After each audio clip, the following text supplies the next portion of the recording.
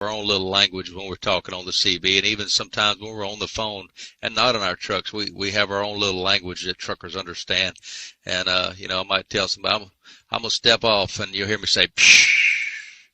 And what that indicates is the sound of me pulling the brakes on that truck and the air releasing inside. When you talk about the truckers shutting these things down, I'll give you some real world numbers. There's 2.7 million trucks in America. Okay? Now, based on the percentage of people that involved themselves in the trucker protest in Canada, it was roughly 80%.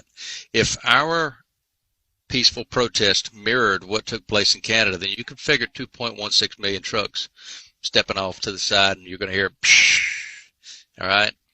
Now, you talk about these liberals, and I'm going to say it as respectful as I can because they're people too, and we certainly would hope that they would recognize what we see so obviously. But these people actually believe that if they want a steak, that it came from the grocery store. These people actually believe that if they want lettuce and their little vegan cheese and all this stuff, that it came from the grocery store.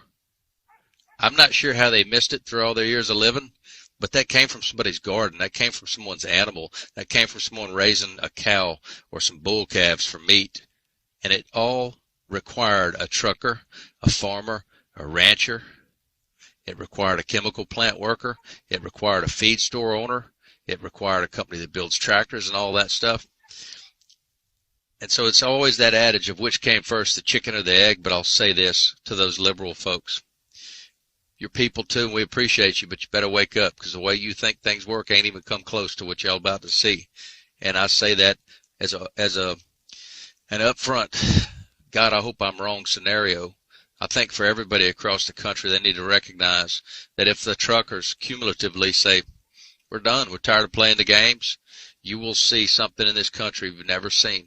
You will see shelves not just empty and bare, but not filling up a week later. You will see food shortages. You will see you'll see some things I don't even want to think of. And that's why I say it's so important for these politicians to recognize how badly they have screwed the pooch. And it's time for them to listen to the American people, because two things they need to remember. Number one, they work for us. We don't work for them. And number two, you didn't go there to serve yourself. You went there to serve us. And it's time that change.